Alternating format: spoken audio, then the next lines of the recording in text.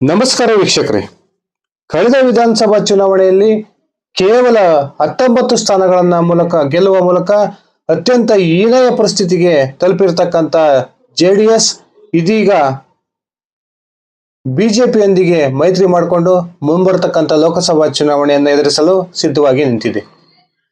ಕರ್ನಾಟಕದ 28 ಲೋಕಸಭಾ ಕ್ಷೇತ್ರಗಳ ಪೈಕಿ 3 ಲೋಕಸಭಾ ಕ್ಷೇತ್ರಗಳನ್ನ ಸೀಟು ಹಂಚಿಕೆಯಲ್ಲಿ ಜೆಡಿಎಸ್ಗೆ ಬಿಟ್ಕೊಟ್ಟಿರ್ತಕ್ಕಂಥ ಬಿಜೆಪಿ ಇದೀಗ ಆ 3 ಸ್ಥಾನಗಳಲ್ಲಿ ಜೆಡಿಎಸ್ನ ಅಭ್ಯರ್ಥಿಗಳು ಸ್ಪರ್ಧೆ ಮಾಡ್ತಾರೆ.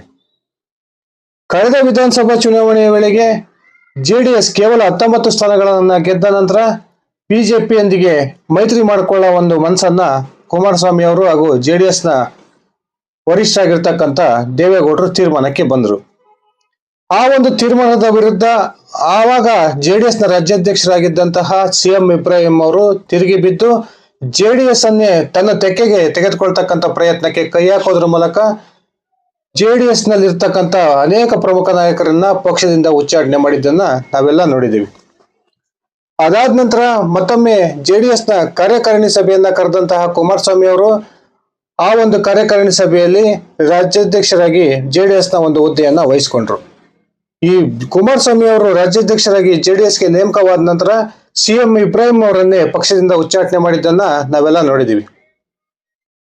ಇಷ್ಟೆಲ್ಲ ನಾಟಕೀಯ ಬೆಳವಣಿಗೆಗಳ ನಂತರ ಕೋಮುವಾದಿ ಪಕ್ಷ ಎಂದೇ ಜರಿತಿದ್ದಂತಹ ಬಿಜೆಪಿಯೊಂದಿಗೆ ಜೆಡಿಎಸ್ ಯಾವಾಗ ಮೈತ್ರಿ ಮಾಡ್ಕೊಳ್ತೋ ಆ ಒಂದು ಮೈತ್ರಿಯ ವಿರುದ್ಧ ಜೆಡಿಎಸ್ ನಲ್ಲಿರ್ತಕ್ಕಂಥ 19 ಶಾಸಕರ ಪೈಕಿ ಅನೇಕ ಶಾಸಕರು ತೀವ್ರ ಅಸಮಾಧಾನವನ್ನಗೊಂಡಿದ್ದಾರೆ ಅಂತಕ್ಕಂಥ ಒಂದು ಸ್ಪಷ್ಟ ವರದಿಗಳು ಬರ್ತಾ ಇದ್ದಾವೆ. ಜೆಡಿಎಸ್ ನ ಈ ವರಿಷ್ಠರ ಬಿಜೆಪಿಯೊಂದಿಗಿನ ಮೈತ್ರಿಯ ನಿರ್ಧಾರದಿಂದ ತೀವ್ರ ಹತಾಶಗೊಂಡಿರ್ತಕ್ಕಂಥ ಜೆಡಿಎಸ್ ನ ಪ್ರಮುಖ ಶಾಸಕರು ಇದೀಗ ಜೆಡಿಎಸ್ ನ ಬಿಡುವ ಒಂದು ನಿರ್ಧಾರಕ್ಕೆ ಬಂದಿದ್ದಾರೆ ಅಂತಕ್ಕಂಥ ಸ್ಪಷ್ಟ ಮಾಹಿತಿಗಳು ಲಭ್ಯವಾಗ್ತಿವೆ. ಅದರಲ್ಲೂ ಕೂಡ ತಮ್ಮ ತಮ್ಮ ಕ್ಷೇತ್ರದಲ್ಲಿ ಅಹಿಂದ ಮತಗಳನ್ನ ನಂಬಿಕೊಂಡು ಚುನಾವಣೆಯಲ್ಲಿ ಗೆದ್ದಿರ್ತಕ್ಕಂಥ ಉತ್ತರ ಕರ್ನಾಟಕ ಭಾಗದ ಪ್ರಮುಖ ಜೆಡಿಎಸ್ ನ 5-6 ಶಾಸಕರು ಇದೀಗ ಜೆಡಿಎಸ್ ನ ತೊರೆದು ಕಾಂಗ್ರೆಸ್ ಅನ್ನ ಸೇರ್ಪಡೆ ಆಗ್ತಾರೆ ಅಂತಕ್ಕಂಥ ಸುದ್ದಿಗಳು ರಾಜ್ಯದ ಒಂದು ರಾಜಕೀಯ ವಲಯದಲ್ಲಿ ತೀವ್ರ ಚರ್ಚೆಗೆ ಒಳಗಾಗ್ತಾ ಇದ್ದಾವೆ. ಈ ಜೆಡಿಎಸ್ ನ ನಾಯಕರ ಈ ಒಂದು ಬಹುದೊಡ್ಡ ತೀರ್ಮಾನದ ವಿರುದ್ಧ ತಿರುಗಿ ಬಿದ್ದಿರ್ತಕ್ಕಂಥ ಅನೇಕ ಜೆಡಿಎಸ್ ನ ಶಾಸಕರು ಇದೀಗ ಕುಮಾರಸ್ವಾಮಿ ಅವರ ವಿರುದ್ಧ ತಿರುಗಿ ಬಿದ್ದಿದ್ದು ಅದರ ಒಂದು ನೇತೃತ್ವವನ್ನ ಉತ್ತರ ಕರ್ನಾಟಕ ಭಾಗದ ಯಾದಗಿರಿ ಜಿಲ್ಲೆಯ ಗುರುಮಿಟ್ಕಲ್ನ ಯುವ ನಾಯಕ ಯುವ ಶಾಸಕ ಶರಣಗೌಡ ಕುಂದಕೂರ್ ಅವರು ವಹಿಸಿಕೊಂಡಿದ್ದಾರೆ ಅಂತಕ್ಕಂಥ ಮಾಹಿತಿಗಳು ಲಭ್ಯವಾಗಿವೆ. ಬನ್ನಿ ಸ್ನೇಹಿತರೆ, ಹಾಗಾದ್ರೆ ಜೆಡಿಎಸ್ ನ ತೊರೆಯಬಹುದಾದಂತಹ ಶಾಸಕರು ಯಾರ್ಯಾರು, ಅವರು ಯಾವ ಕಾರಣಕ್ಕೆ ಜೆಡಿಎಸ್ ನ ತೊರೆಯ ನಿರ್ಧಾರಕ್ಕೆ ಬಂದಿದ್ದಾರೆ ತಿಳ್ಕೊಂಡು ಬರೋಣ. ಅದಕ್ಕಿಂತ ಮುಂಚೆ ನೀವಿನ್ನು ನನ್ನ ಇಟ್ಗೆ ಹೇಮಂತ್ ಯೂಟ್ಯೂಬ್ ಚಾನಲ್ಗೆ ಸಬ್ಸ್ಕ್ರೈಬ್ ಮಾಡ್ಕೊಂಡಿಲ್ಲ ಅಂದ್ರೆ ದಯವಿಟ್ಟು ಈಗಲೇ ಸಬ್ಸ್ಕ್ರೈಬ್ ಮಾಡಿಕೊಂಡು ಬೆಲ್ ಬಟನ್ ಅನ್ನ ಕ್ಲಿಕ್ ಮಾಡಿ. ನಾನು ಕೊಡ್ತಕ್ಕಂಥ ಮಾಹಿತಿ ನಿಮ್ಗೆ ಇಷ್ಟ ಆಗಿದ್ರೆ ಈ ವಿಡಿಯೋಗೆ ಲೈಕ್ ಮಾಡಿ, ಶೇರ್ ಮಾಡಿ, ಕಮೆಂಟ್ ಮಾಡಿ. ಕೋಮುವಾದಿ ಬಿಜೆಪಿಯೊಂದಿಗೆ ಮೈತ್ರಿಯನ್ನ ಮಾಡಿಕೊಂಡಿರ್ತಕ್ಕಂಥ ಜೆಡಿಎಸ್ ನ ನಾಯಕರ ನಿರ್ಧಾರದ ವಿರುದ್ಧ ಇದೀಗ ನಾನು ಹೇಳ್ತಕ್ಕಂಥ ಸುಮಾರು 5-6 ಜೆಡಿಎಸ್ ನ ಶಾಸಕರು ಜೆಡಿಎಸ್ ನ ತೊರೆದು ಕಾಂಗ್ರೆಸ್ ಸೇರ್ಪಡೆಯ ಹೊಸ್ತಿಲಲ್ಲಿ ನಿಂತಿದ್ದಾರೆ ಅಂತಕ್ಕಂಥ ಮಾಹಿತಿಗಳು ಬರ್ತಾ ಇದಾವೆ.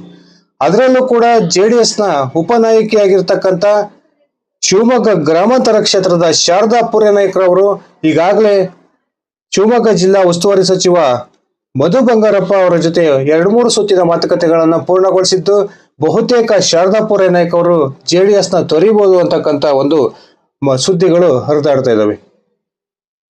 ಶಿವಮೊಗ್ಗ ಗ್ರಾಮಾಂತರ ಕ್ಷೇತ್ರದಲ್ಲಿ ಅಲ್ಪಸಂಖ್ಯಾತ ಹಿಂದುಳಿದ ದಲಿತ ಮತಗಳನ್ನೇ ಹೆಚ್ಚಾಗಿ ನಂಬಿಕೊಂಡಿರ್ತಕ್ಕಂಥ ಶಾರದಾ ಪೂರ್ಯನಾಯ್ಕ ಅವರು ಬಿಜೆಪಿ ಜೆಡಿಎಸ್ ನ ನಾಯಕರು ತೆಗೆದುಕೊಂಡಿರ್ತಕ್ಕಂಥ ಈ ನಿರ್ಧಾರದಿಂದ ತಮ್ಮ ಮುಂದಿನ ರಾಜಕೀಯ ಜೀವನಕ್ಕೆ ತೊಂದರೆ ಆಗ್ಬೋದು ಅಂತಕ್ಕಂಥ ಕಾರಣಕ್ಕೆ ಇದೀಗ ಜೆಡಿಎಸ್ ನ ತೊರೆದು ಕಾಂಗ್ರೆಸ್ ಅನ್ನ ಸೇರ್ಪಡೆ ಆಗ್ತಕ್ಕಂಥ ಒಂದು ನಿರ್ಧಾರಕ್ಕೆ ಬಂದಿದ್ದಾರೆ ಅಂತ ಹೇಳಲಾಗ್ತಿದೆ. ಆ ಒಂದು ಶಿವಮೊಗ್ಗ ಗ್ರಾಮಾಂತರ ಕ್ಷೇತ್ರದಲ್ಲಿ ಕಾಂಗ್ರೆಸ್ಗೆ ಅತ್ಯಂತ ಸೂಕ್ತ ಅಭ್ಯರ್ಥಿ ಇಲ್ಲ ಅಂತಕ್ಕಂಥದ್ದು ಕೂಡ ಶಾರದಾ ಪೂರ್ಯನಾಯ್ಕ ಅವರು ಕಾಂಗ್ರೆಸ್ ನ ಸೇರ್ಪಡೆಗೆ ಮನಸ್ಸು ಮಾಡಿರತಕ್ಕಂಥದ್ದಕ್ಕೆ ಬಹುದೊಡ್ಡ ಕಾರಣ ಆಗಿದೆ.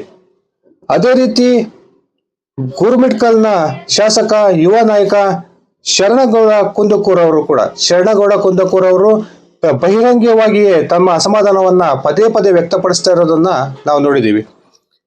ಬಿಜೆಪಿಯೊಂದಿಗೆ ತಮ್ಮ ರಾಜಕೀಯ ಜೀವನದುದ್ದಕ್ಕೂ ಹೋರಾಟವನ್ನ ಮಾಡಿಕೊಳ್ತಾ ಬಂದಿದ್ದಂತಹ ಶರಣಗೌಡ ಕುಂದಕೂರ್ ಅವರು ಇದೀಗ JDS ತೊರೆಯತಕ್ಕಂಥ ನಿರ್ಧಾರಕ್ಕೆ ಬಂದಿದ್ದು ಬಹಿರಂಗ ಹೇಳಿಕೆಗಳನ್ನ ಕೊಡ್ತಿರ್ತಕ್ಕಂಥದ್ದನ್ನ ನಾವೆಲ್ಲ ನೋಡಿದ್ದೇವೆ. ಕಳೆದ ಸರ್ಕಾರದ ಅವಧಿಯಲ್ಲಿ ಆಪರೇಷನ್ ಕಮಲ ಎಂದು ಕರ್ನಾಟಕ ರಾಜ್ಯದಲ್ಲಿ ನಡೀತು. ಆ ಒಂದು ಸಂದರ್ಭದಲ್ಲಿ ಬಿಜೆಪಿಯ ವಿರುದ್ಧ ಸಾಕ್ಷಿ ಸಮೇತ ಒಂದು ಆಪಾದನೆಯನ್ನ ಮಾಡಿದ್ದಂತಹ ಶರಣಗೌಡ ಕುಂದಕೂರ್ ಅವರು ಆ ಒಂದು ಸಂದರ್ಭದಲ್ಲಿ ಇಡೀ ರಾಜ್ಯದಲ್ಲಿ ಅತ್ಯಂತ ಒಂದು ಪ್ರಖ್ಯಾತಿಯನ್ನ ಪಡೆದಿದ್ದನ್ನ ನಾವೆಲ್ಲ ನೋಡಿದ್ದೀವಿ.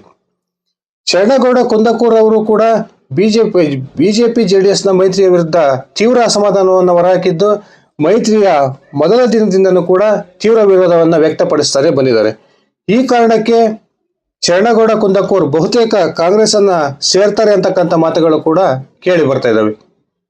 ಈಗ ಈ ಇತ್ತೀಚೆಗೆ ನಡೀತಿರ್ತಕ್ಕಂಥ ಒಂದು ರಾಜ್ಯಸಭಾ ಚುನಾವಣೆಯಲ್ಲೂ ಕೂಡ ಬಹುತೇಕ ಶರಣಗೌಡ ಕುಂದಕೂರ್ ಅವರು ಅಡ್ಡ ಮತದಾನವನ್ನ ಮಾಡ್ತಾರೆ, ಆ ಮೂಲಕ ಕಾಂಗ್ರೆಸ್ಗೆ ಮತವನ್ನ ಚಲಾಯಿಸ್ತಾರೆ ಅಂತಕ್ಕಂಥ ಮಾತುಗಳು ಕೇಳಿ ಬರ್ತಾ ಇದ್ದಾವೆ.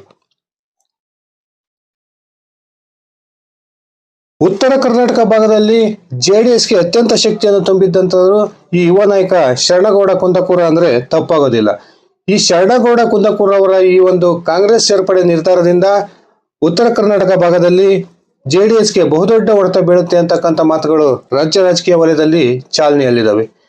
ಕಾದ್ ನೋಡ್ಬೇಕು, ಶರಣಗೌಡ ಕುಂದಕೂರ್ ಅವರು ನಿಜವಾಗ್ಲೂ JDSನ ತೊರೆದು ಕಾಂಗ್ರೆಸ್ನ ಸೇರ್ಪಡೆ ಆಗ್ತಾರ, ಕಾಂಗ್ರೆಸ್ ಸೇರ್ಪಡೆಗೆ ಅಡ್ಡಿ ಆತಂಕಗಳು ಇದಾವೆ, ಇದು ಈ ವಿಷಯ ಇನ್ನೂ ನಿರ್ಧಾರವಾಗಿಲ್ಲ. ಅದೇ ರೀತಿ ಶಿವನಗೌಡ ನಾಯಕ್ ವಿರುದ್ಧ ಜಯ ಗಳಿಸಿದ್ದಂತಹ ದೇವದುರ್ಗದ ಶಾಸಕಿ ಕರಿಯಮ್ಮ ನಾಯಕ್ ಅವರು ಕೂಡ JDSನ ತೊರೆಯಬೇಕು ಅಂತಕ್ಕಂಥ ನಿರ್ಧಾರಕ್ಕೆ ಬಂದಿದ್ದಾರೆ ಅಂತಕ್ಕಂಥ ಮಾಹಿತಿಗಳು ಬರ್ತಾ ಇದಾವೆ. ಬಿಜೆಪಿಯ ಶಿವನಗೌಡ ನಾಯಕ್ ಅವರ ವಿರುದ್ಧ ಅತ್ಯಂತ ಹೆಚ್ಚು ದ್ವೇಷವನ್ನು ಹೊಂದಿರತಕ್ಕಂಥ ಕರಿಯಮ್ಮ ನಾಯಕ್ ಅವರು ಇದೀಗ JDS ಅನ್ನ ತೊರೆದು ಕಾಂಗ್ರೆಸ್ಗೆ ಸೇರ್ಪಡೆ ಆಗ್ತಾರೆ ಅಂತಕ್ಕಂಥ ಮಾತುಗಳು ಕೇಳಿ ಬರ್ತಾ ಇದಾವೆ. ಇವರು ವೈಯಕ್ತಿಕ ಕಾರಣಗಳಿಗಾಗಿ ಆ ಒಂದು ಕ್ಷೇತ್ರದಲ್ಲಿ ಯಾವುದೇ ಕಾರಣಕ್ಕೂ ಬಿಜೆಪಿ JDS ಮೈತ್ರಿಯನ್ನ ಒಪ್ಕೊಳ್ಳೋದಕ್ಕೆ ಸಾಧ್ಯನೇ ಇಲ್ಲ ಅಂತಕ್ಕಂಥ ನಿರ್ಧಾರಕ್ಕೆ ಬಂದಿದ್ದು, ಇದೀಗ ಬಹುತೇಕ ಕಾಂಗ್ರೆಸ್ ಅನ್ನ ಸೇರ್ಪಡೆ ಆಗ್ತಾರೆ, ಆ ಮೂಲಕ JDSಗೆ ಬಹುದೊಡ್ಡ ಹೊಡೆತವನ್ನ ಕೊಡ್ತಾರೆ ಅಂತಕ್ಕಂಥ ಮಾತುಗಳು ಕೇಳಿ ಬರ್ತಾ ಇದಾವೆ. ಅದೇ ರೀತಿ ಕುರುಬ ಸಮುದಾಯಕ್ಕೆ ಸೇರಿರ್ತಕ್ಕಂಥ ಚಿಕ್ಕನಾಯಕನಹಳ್ಳಿ ಕ್ಷೇತ್ರದ ಮತ್ತೊಬ್ಬ ಶಾಸಕ CB ಸುರೇಶ್ ಬಾಬು ಅವರು ಕೂಡ ಬಹುತೇಕ ಸಿದ್ದರಾಮಯ್ಯನವರ ಸಂಪರ್ಕದಲ್ಲಿದ್ದು, ಇವರು ಕೂಡ ಬಿಜೆಪಿಗೆ JDSಗೆ ಕೈ ಕೊಟ್ಟು ಕಾಂಗ್ರೆಸ್ ಅನ್ನ ಸೇರ್ಪಡೆ ಆಗ್ತಾರೆ ಅಂತಕ್ಕಂಥ ಮಾತುಗಳು ಕೇಳಿ ಬರ್ತಾ ಇದಾವೆ. ಬಹುತೇಕ ಸುರೇಶ್ ಬಾಬು ಅವರು ಕಾಂಗ್ರೆಸ್ನ ಸೇರ್ಪಡೆ ಪಕ್ಕಾ ಅಂತಾನೆ ಒಂದು ವಿಷಯಗಳು ಗೊತ್ತಾಗ್ತಾ ಇದಾವೆ.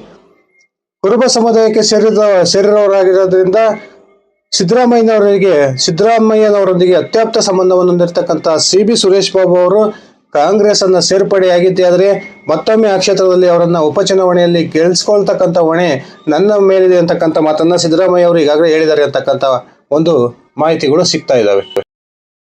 ಆಗಲೇ ಮುಳುಬಾಗ್ಲು SC ಮೀಸಲು ಕ್ಷೇತ್ರದ ಶಾಸಕರಾಗಿರ್ತಕ್ಕಂಥ ಸಮೃದ್ಧಿ ಮಂಜುನಾಥ್ ಅವರು ಕೂಡ JDS ಅನ್ನ ತೊರೆದು ಕಾಂಗ್ರೆಸ್ ಸೇರ್ತಾರೆ ಅಂತಕ್ಕಂಥ ಮಾತುಗಳು ಕೇಳಿ ಬರ್ತಾ ಇದ್ದಾವೆ. ಅದೇ ರೀತಿ ವಿಜಯನಗರ ಜಿಲ್ಲೆಯ ಮತ್ತೊಬ್ಬ ನಾಯಕ ಅಗರಬೊಮ್ಮನಹಳ್ಳಿ ಕ್ಷೇತ್ರದ JDSನ ಶಾಸಕ ನೇಮಿರಾಜ್ ನಾಯಕ್ ಕೂಡ ಇದೀಗ JDSನ ತೊರೆಯತಕ್ಕಂಥ ಒಂದು ನಿರ್ಧಾರಕ್ಕೆ ಬಂದಿದ್ದಾರೆ ಅಂತಕ್ಕಂಥ ಸ್ಪಷ್ಟ ಮಾಹಿತಿಗಳು ಬರ್ತಾ ಇದ್ದಾವೆ. ಕಾದ್ ನೋಡೋಣ ಸ್ನೇಹಿತರೆ, JDSನಲ್ಲಿ ಎದ್ದಿರ್ತಕ್ಕಂಥ ಈ ಬಂಡಾಯ ಯಾವ ಹಂತಕ್ಕೆ ಹೋಗುತ್ತೆ, ಈ ಮೂಲಕ ಈ ಎಲ್ಲಾ ಶಾಸಕರು JDSನ ತೊರೆಯೋದ್ರ ಮೂಲಕ JDS ಕರ್ನಾಟಕ ರಾಜ್ಯದಲ್ಲಿ ಪತನದ ಅಂಚಿಗೆ ತಲುಪುತ್ತಾ, ಈ ವಿಷಯಗಳನ್ನ ಹಿಂದಿನ ಕೆಲವೇ ದಿನಗಳಲ್ಲಿ ಇದಕ್ಕೆ ಸ್ಪಷ್ಟ ಉತ್ತರ ಸಿಗೋದಿದೆ. ಅಲ್ಲಿವರೆಗೂ ನಾವು ಕಾದ್ ನೋಡೋಣ. ಇದಿಷ್ಟಾಗಿತ್ತು ಸ್ನೇಹಿತರೆ ನನ್ನ ಇವತ್ತಿನ ವಿಡಿಯೋ. ನಾನು ಕೊಟ್ಟಿರ್ತಕ್ಕಂಥ ಮಾಹಿತಿ ಇಷ್ಟ ಆಗಿದೆ, ದಯವಿಟ್ಟು ಈ ವಿಡಿಯೋಗೆ ಲೈಕ್ ಮಾಡಿ, ಶೇರ್ ಮಾಡಿ.